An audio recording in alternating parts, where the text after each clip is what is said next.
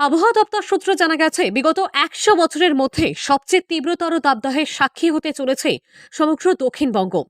পশ্চিমবঙ্গের দাবদাহের ইতিহাসের সবচেয়ে ভয়াবহ ও সবচেয়ে বিপজ্জনক তাপপ্রবাহ দ্বারা আক্রান্ত হতে চলেছে দক্ষিণবঙ্গ।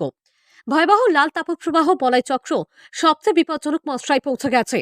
সকাল 10টা থেকে বিকেল 4টে পর্যন্ত আগুনের হলকা ভয়াবহ বিপজ্জনক বাতাস লু প্রবল বেগে প্রবাহিত হচ্ছে।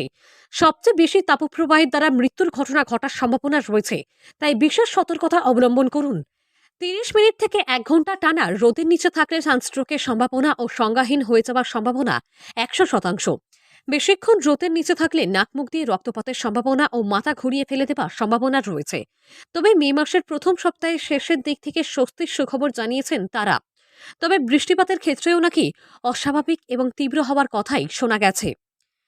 তীব্র গরম থেকে বাঁচতে সাধারণ মানুষের উদ্দেশ্যে ডাক্তারি পরামর্শ দিলেন শান্তিপুরের স্বনামধন্য চিকিৎসক ডক্টর পবিত্র ব্যাপারী।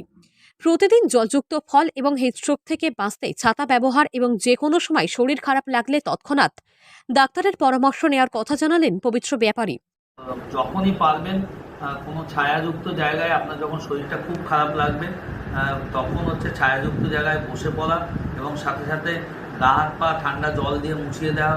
এবং যেটা হিটস্ট্রোক হলে হয়, মাসেল ক্র্যাম্প হয়, খুব হঠাৎ করে প্রচণ্ড শরীরে জলের ঘাটতি হয় এবং মানুষটা হঠাৎ করে হিটস্ট্রোক হলে একটা মানুষ কিন্তু 2 মিনিটের মধ্যে যে কোনো সময় একটা সুস্থ মানুষ মারা যেতে পারে। তো সেরকম হলে সাথে সাথে তাকে বসিয়ে দেওয়া, একটা ঠান্ডা জায়গায় বসিয়ে দেওয়া, তাকে জল খেতে দেওয়া, গা হাত পা বারবার ঠান্ডা জল দিয়ে মুছিয়ে দেওয়া। এবং আমরা হসপিটালে আনলে সাথে সাথে তাকে আমরা যেটা করি, আমরা আইভি স্যালাইন দিয়ে তাকে জলের ঘাটতিটা মেটাই এবং অন্যান্য যা যা যেরকম সিমটম হয় সেরকম আমরা ব্যবস্থা নিই। এই সময় কিন্তু হঠাৎ মাথাটা ঝিনঝিন করতে থাকে, মাথা ঘুরতে থাকে, বমি বমি পায়, গা হাত পা ব্যথা হয়। তো এই লক্ষণগুলো দেখলে আপনি কিন্তু শীঘ্রই নিকটবর্তী হসপিটালে হোক বা কোনো জায়গায় অবশ্যই আসুন এবং সেখানে আমাদের পরামর্শ মতো চলুন।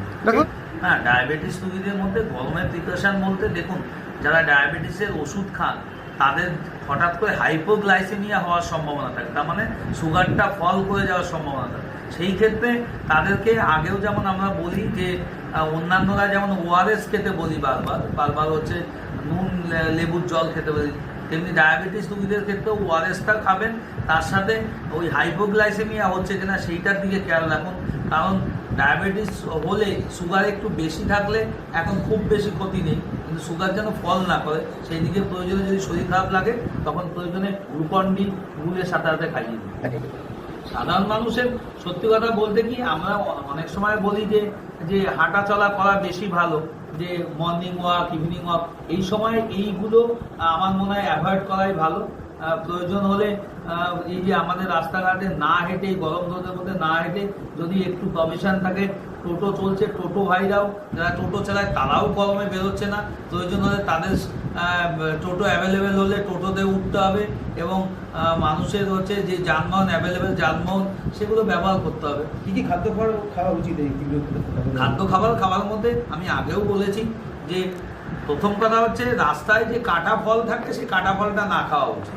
হ্যাঁ, যদি আখের রস কোথাও বিক্রি হয় সেটা যদি আপনার বিশুদ্ধ হয়, ফ্রেশ হয়, তাহলে নিশ্চয়ই খেতে পারেন। না হলে যেই ফলগুলোতে আপনার রসের পরিমাণটা বেশি, তরমুজ খেতে পারেন, আঙুর খেতে পারেন, শশা খেতে পারেন, কাঁচা আম খেতে পারেন, যেটা আমাদের শান্তিপুরে খুবই বিখ্যাত কাঁচা মিঠে আম, সেটাও কিন্তু আপনি খেতে পারেন।